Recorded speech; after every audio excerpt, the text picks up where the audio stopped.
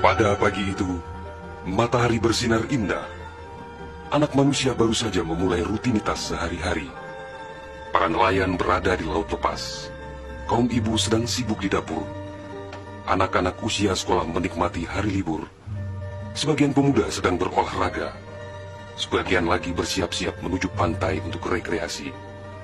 Para buruh bangunan sedang bekerja. Suasana pasar hiruk-pikuk dengan berbagai transaksi. Burung-burung baru saja meninggalkan sarang.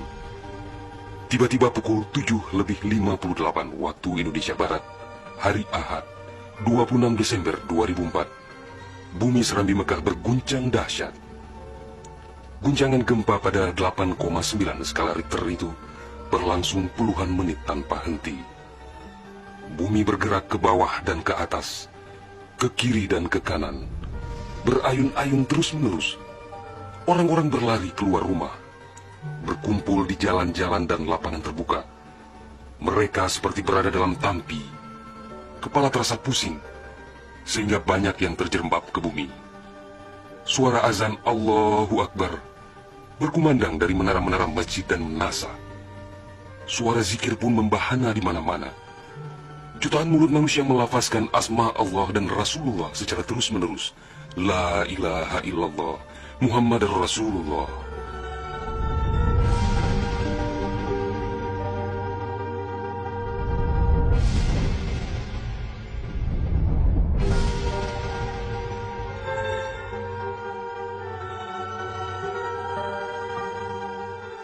Seusai gempa dahsyat itu, sebagian orang pergi untuk melihat-lihat situasi. Karena terbetik kabar bahwa di tempat tertentu ada bangunan yang rubuh, ada tanah yang terbelah, dan ada pula rumah yang ditelan bumi. Tidak terpikirkan oleh mereka apa yang akan terjadi setelah itu.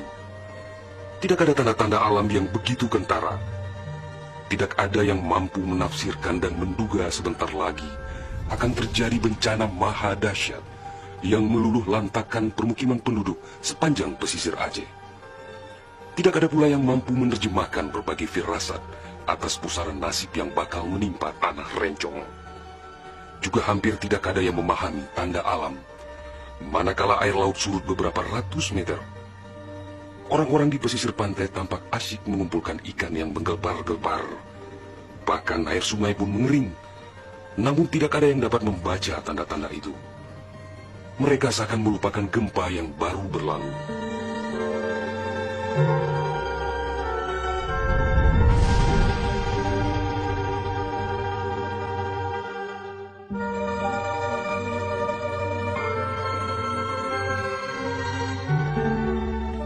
Di berbagai tempat, orang-orang sibuk memperbincangkan gempa sangat dahsyat itu yang belum pernah mereka alami.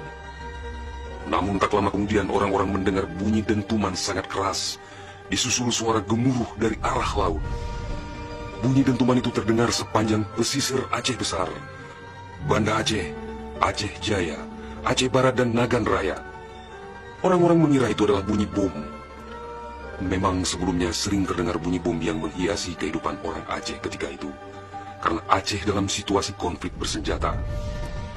Orang-orang pun bertanya dalam hati, mengapa masih ada pihak yang tega berperang dalam suasana yang begitu menakutkan? Orang-orang mengira pagi itu hanya sekedar gempa. Mereka sama sekali tidak menduga bahwa bunyi dentuman keras tersebut adalah akibat patahan lempengan bumi yang berpusat di Samudra Indonesia, sekitar 149 km sebelah selatan Calang Aceh Jaya. Dan itulah penyebab gempa. Di samping kehendak Allah pemilik alam semesta, belum sempat mereka bernafas lega akibat gempa. Dalam suasana gebalau dan kucar-kacir itu, tiba-tiba daratan diterjang air laut. Air berwarna hitam pekat itu datang sangat tiba-tiba dengan suara gemuruh yang menakutkan. Ia berlari sangat cepat, menerjang apa saja yang dilaluinya. Di tempat-tempat tertentu air mencapai ketinggian 18 meter. Bahkan ada yang mencapai 35 meter, seperti di kawasan Lukna. Dari jauh air yang beringas itu tampak bagaikan rupa naga yang menggeliat-geliat mencari mangsa. Air dengan kecepatan 900 km per jam itu bagaikan bulldozer yang melumut apa saja yang ditemuinya. Orang-orang berusaha menyelamatkan diri dengan berbagai cara. Namun hampir semua orang, hewan-hewan, benda-benda, rumah, lakbatat kaye bate, digulung air itu tanpa kecuali. Semua wilayah yang dilaluinya pun hancur berkeping-keping. Air laut yang datang menyamai kecepatan pesawat terbang itu, ternyata namanya tsunami. Kekuatannya memang luar biasa. Kapal apung PLN yang diparkir di perairan Uleliu, Banda Aceh, digelandang tsunami sampai 3 km ke darat. Kapal itu sekarang menjadi objek wisata tsunami. Demikian juga kapal angkut Sendalas milik PT SAI diseretnya ke atas badan jalan negara Banda Aceh melabuh di Lokma. Kapal-kapal nelayan ukuran besar yang diparkir pelabuhan ikan di Lampulo, Banda Aceh, banyak yang terdampar ke pusat kota.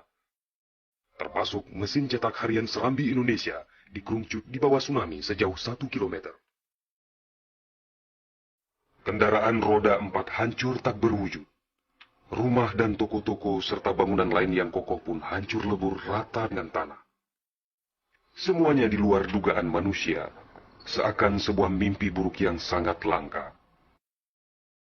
Setelah kira-kira 15 menit air laut itu beraksi, suasana pesisir Aceh pun lengang, sunyi, sepi, senyap, dan hening yang tak bisa dilukiskan dengan kata-kata. Sebagian besar permukiman penduduk rata dengan tanah, seakan instrumentalia kehidupan telah berakhir sampai di sini. Ratusan ribu orang nelangsa, teduk tesepuk, teluk menjaro, teingat kedro hanalidaya, atau terduduk lunglai bersilang tangan, mengingat nasib tiada berdaya. Tsunami yang diakibatkan gempa tektonik itu juga melanda Malaysia, Thailand, India, Maladewa, Sri Lanka,